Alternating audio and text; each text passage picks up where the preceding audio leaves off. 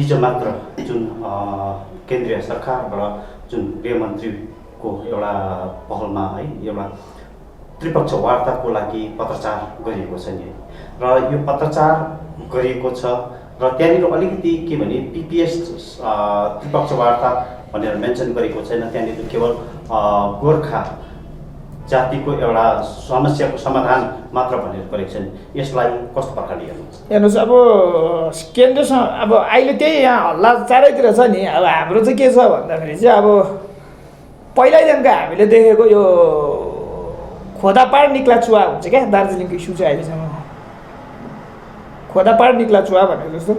अब गोर्खाहरूको समस्या भनेर भनेको चाहिँ गोर्खाहरूको समस्या के हो समस्या? पानीको समस्या कि बाटोको समस्या?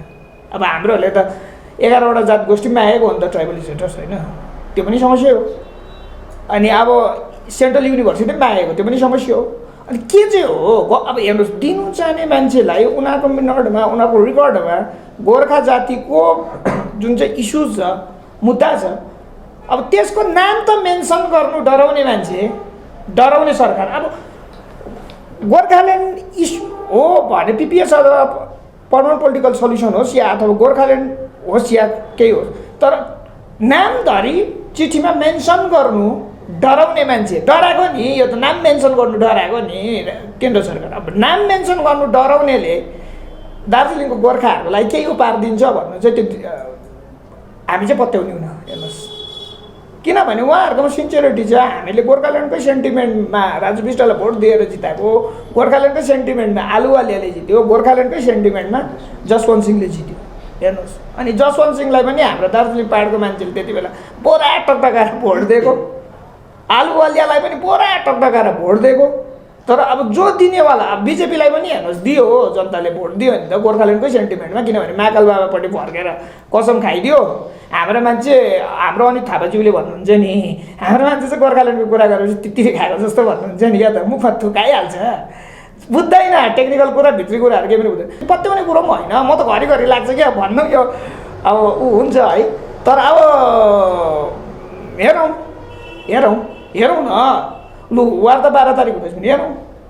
तर हामी भन्छौँ खोदापाड निक्ला चुवा चाहिँ नहोस्। हिजो मात्र है भारतीय जनता पार्टी जिल्ला स्तरीय है शीर्ष नेताहरूले नै हिजो एउटा पोइन्ट स्पष्ट भनेको छ, यसपालिको पिपिएस गोर्खाल्यान्डकै लागि हामी पनि गोर्खाल्यान्डकै मुद्दामा अडिग छौँ भनेर स्पष्ट भनेको छ। बुझ्यौँ, त्यो त बुझ्यौँ नि।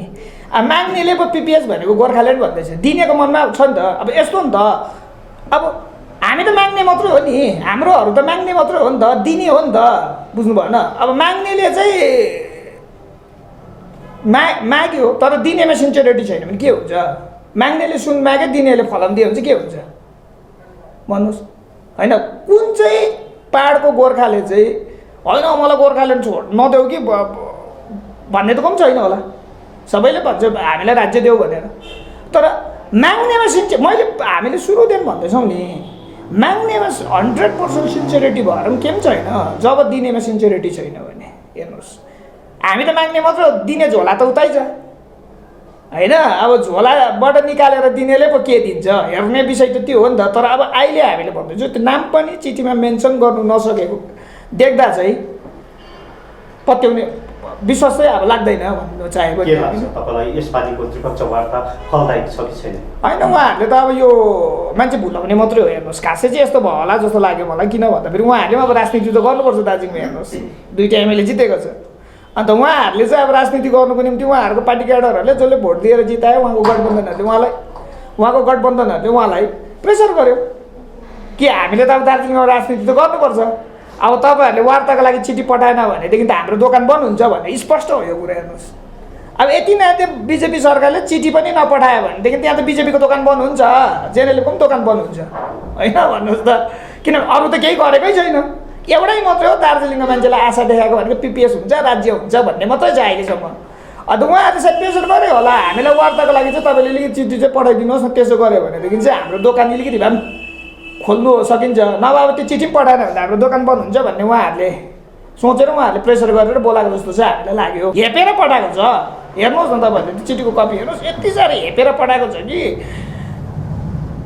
भारत सरकारले जातिलाई केही दिनु चाहन्छ र जातिको निम्ति उत्थान गर्नु चाहन्छ भनेदेखि सरकारी चिठी त्यसरी आउँदैन नि, त्यो सम्मानपूर्वक आउनु पऱ्यो नि चिठी। किनभने हेर्नुहोस् न, अब बिपी बजगाईज्यू हुनुहुन्छ, निरज जिम्बाज्यू हुनुहुन्छ, एमएलए जेसुको जनप्रतिनिधि हो, राजु विष्टज्यू जनप्रतिनिधि हो, त्यसलाई हामीले एक्सेप्ट गर्नुपर्छ नि, अनर पनि गर्नुपर्छ। उनीहरू जुनसुकै पार्टीको भए पनि जनप्रतिनिधि हो, हामी उहाँलाई सम्मान गर्छौँ। हेर्नुहोस्, तर उहाँहरूलाई जनप्रतिनिधिलाई, जनताले चुनेको प्रतिनिधिहरूलाई बसेको जग्गामा वार्ताको लागि आएको चिठी हेर्नुहोस् न, त्यस्तो प्रकारले चिठी पठाउँछ।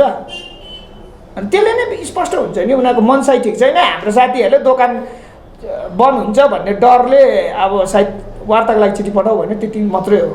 हामीलाई चाहिँ आशा केही पनि छैन। पत्रचार गरेको छ नि ट्राइपार्टिट मिटिङमा, त्यहाँ कपी टु स्टेटलाई पनि छैन, त्यो पत्र तपाईँले पनि देख्नुभयो होइन। अनि सम्पूर्ण स्टेक होल्डर्सलाई पनि बोलाएको छैन। अनि यिनीहरूले अफिसियल्ली यदि इलेक्टेडलाई बोलाएको हो भनेदेखि हामीसँग पनि छ इलेक्टेड मेम्बर रुदेन छाता लेप्चा होइन, उहाँलाई पनि आएको हुनुपर्छ भन्ने पत्र आफै पनि एउटा त्यो के भन्नु एउटा कन्सपिरेसी जस्तो क्या, पत्र क्लियर पनि छैन। एकजनाले अर्कै पत्र देखाउँछ, अर्कोले अर्कै पत्र देखाइरहेको छ। अनि त्यसमा मैले हिजो मात्रै सोसियल मिडियामा हेर्दै थिएँ कि त्यसको जुन मेमो नम्बर थियो नि, एउटा पुरानो मेमो नम्बरसँग नै म्याच गर्दो रहेछ। यो पत्र विषय नै एउटा हुन्छ नि, अब हामीले विरोध गरेको होइन यसलाई, तर त्यो पत्र आफै नै एउटा अब त्यो हुन्छ नि विश्वास गर्नु नसक्ने त्यो हुन्छ नि। हामीले यसको पत्रको अथेन्टिसिटी पनि हामीले हेरेको छैनौँ, यो हुन्छ नि हाम्रोमा आएको छैन। अन्त यसलाई हामीले विश्वास गरिहाल्नुपर्छ भन्ने न विश्वास गर्दिनँ भन्ने कुरो पनि होइन।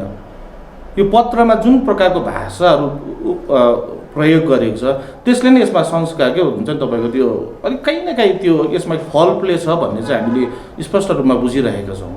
तपाईँहरूको बुझाइअनुसारले यसपालिको त्रिपक्षीय वार्तामा राज्य सरकारले अंशग्रहण गर्छ कि गर्दैन जस्तो लाग्छ? अब हेर्नुहोस्, राज्य सरकार पहिला त यही नै क्लियर छैन कि राज्य ट्राइपार्टिट हो भने राज्य सरकारलाई चिठी गएको छ कि छैन। अब यदि चिठी गएको छ, चिठी पठाएको छ भन्ने क्लियर भए चाहिँ हामी हजुर गर्थे या गर्थेन भन्ने सक्थ्यौँ होइन। अब चिठी नै त गएको छैन, गएको के हामीले के मैले भने नि, उहाँले अघि जुन भन्नुहुँदै थियो, अरुण सरले जुन भन्नुहुँदै थियो कि त्यो चिठीको जुन प्रकारको लेखाइहरू छ नि अथेन्टिसिटी केही छैन नि त्यसमा, एकदमै हेपेर पठाएको। एमएलए हो जस्तै भयो नि, उहाँहरूको आफ्नै एमएलए हो, एमएलएलाई पठाएको चिठी अफिसियल लेटर त्यस्तो हुँदैन नि। त्यहाँ जुन प्रकारको किया जाएगा भन्ने एउटा हुन्छ नि शब्द प्रयोग गरेको, त्यसले नै हामी स्पष्ट छौँ कि अब यो चाहिँ कहीँ न कहीँ यो एउटा प्रोपोगन्डा मात्रै हो भन्ने हामीलाई लागिरहेको छ।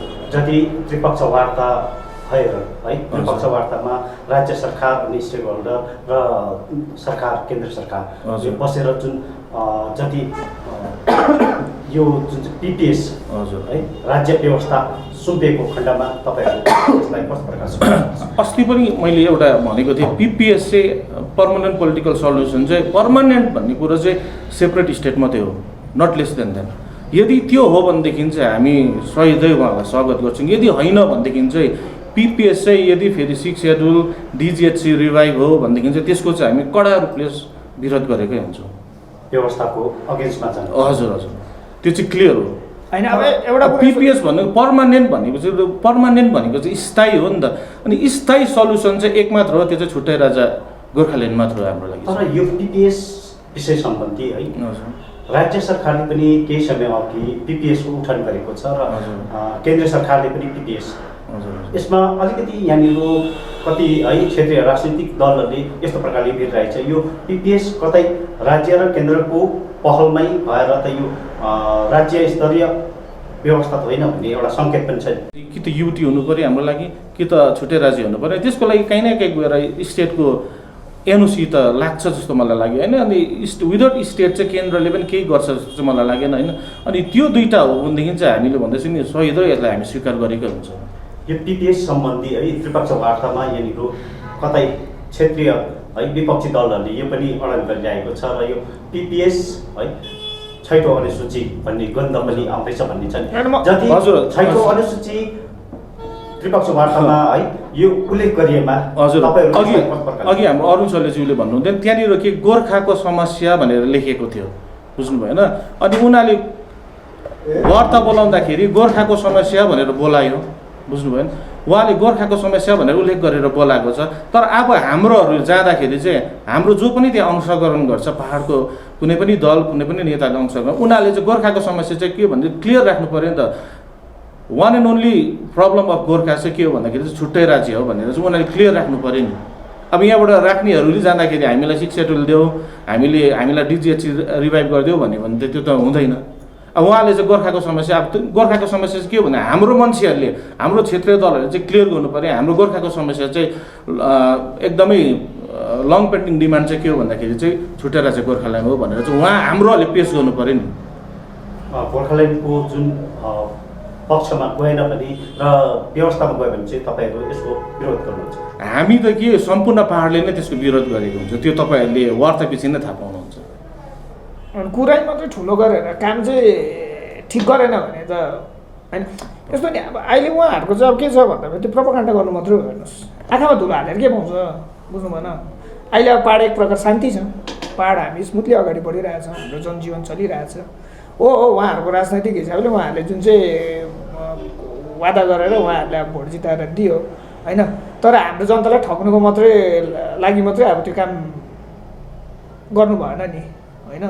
र त्यसले गर्दाखेरि अब हो उहाँहरूको अब राजनैतिक स्ट्यान्ड हो के हो, अब त्यो तपाईँहरूले 12 तारिक थाहा पाइहाल्नुहुन्छ। हेर्नुहोस्, यस्तो त्रिपक्षीय वार्ता त अगाडि 17 पल्ट कि 11 पल्ट भयो होइन, खोदापाड निक्ला चुहाइ भयो देखेको। र त्यसले गर्दाखेरि जो छ ठिकै, अब उहाँहरूले आफ्नो हिसाबले गर्दैछ होइन, त्यसमा हाम्रो अब त्यति भन्नु केही पनि छैन। तर अब त्यो चिठी देखेर चाहिँ हामीले पत्याउने त्यति मात्रै हाम्रो कुरा।